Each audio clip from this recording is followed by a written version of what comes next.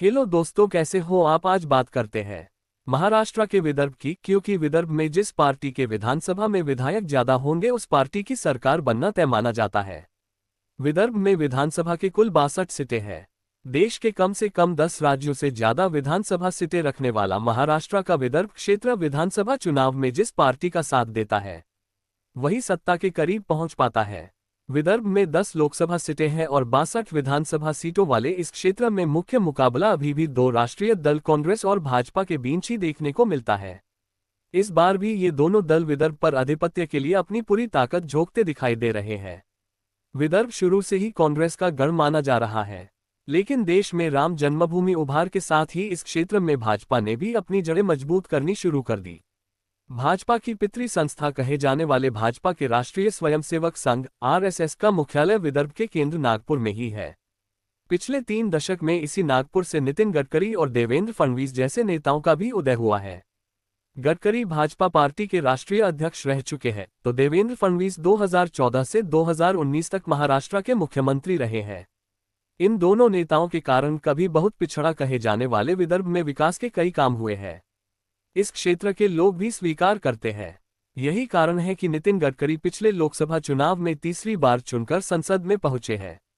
लेकिन उसी लोकसभा क्षेत्र में भाजपा की सीटें भी घटकर 5 से 2 हो चुकी है। यानी विदर्भ में भाजपा की सीट संख्या घटकर 2009 के बराबर पहुंच गई है। विदर्भ के बारे में कहा जाता है कि यह जिसका साथ देता है वही महाराष्ट्र की सत्ता के नजदीक पहुंच पाता है। इसे पहले 10 साल के इतिहास से भी समझा जा सकता है। 2014 भाजपा शिवसेना गठबंधन ने विदर्भ की सभी 10 लोकसभा सीटें जीती थी। 6 माह बाद हुए विधानसभा चुनाव में भी भाजपा और शिवसेना अलग अलग चुनाव लड़े थे। फिर भी भाजपा को विदर्भ क्षेत्र की 62 में से 44 सीटें हासिल हुई थी। तब उसे राज्य में 122 सीटें मिली थी और पहली बार राज्य में उसका मुख्यमंत्री बना था। जबकि 2019 में शिवसेना के साथ गठबंधन करके चुनाव लड़ने के बावजूद भाजपा 29 सीटों पर ही सिमट गई। इसका परिणाम ये हुआ उसकी कुल सीटें भी 105 तक ही पहुंच सकी और शिवसेना को धोखा देकर कांग्रेस और राष्ट्रवादी के साथ चले जाने के कारण वह सत्ता से भी दूर रह गई। अब 2024 के लोकसभा चुनाव में भी पूरे विदर्भ में उसकी 2 ही सीटें आई हैं। एक नागपुर के दिग्गज नेता नितिन गडकरी की और दूसरी उसकी हमेशा जीतने वाली अकोला, जहां प्रकाश आंबेडकर के खड़े होने का लाभ उसे मिला था। जो लोकसभा में हुआ, क्या ये विधानसभा में होगा, जानते हैं इसके बारे में।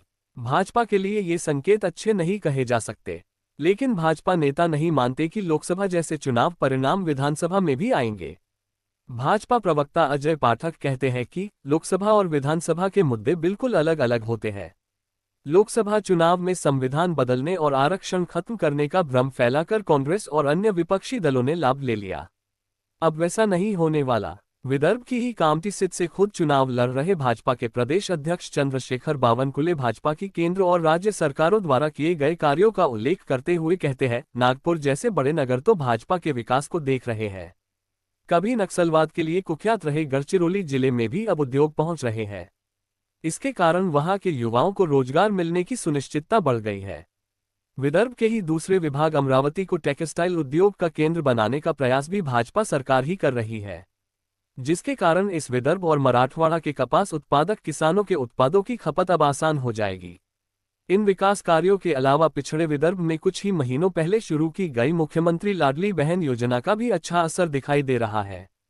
सत्ता पक्ष को उम्मीद है कि महाराष्ट्र की लाभार्थी बहनें भी उसकी नैया पार लगाने में महत्वपूर्ण भूमिका निभाएंगी। दूसरी ओर कांग्रेस के हौसले भी बुलंद है। उसे राज्य में लोकसभा चुनावों के परिणाम दोहराए जाने का पूरा भरोसा है। यही कारण है कि वह अपने पुराने गढ़ विदर्भ की ज्यादातर सीटें खुद लड़ना चाहती है। वास्तव में भाजपा की ही भांति उसके भी कई बड़े नेता विदर्भ क्षेत्र से ही आते हैं।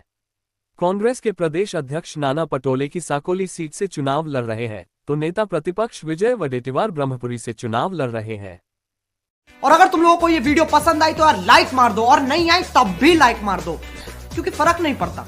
सही बता रहा हूं, फर्क नहीं पड़ता, बस लाइक मार दो। और अगर तुम लोग नए हो तो सब्सक्राइब करो। वो जो लाल वाला बटन है उस पर कुछ भी फेंक के मारो, ये माइक फेंक के मारो, ये कैमरा फेंक के मारो। मैंने उल्टा बोल दिया लेकिन मुझे फर्क नहीं पड़ता है, बस सब्सक्राइब करो, मुझे नहीं।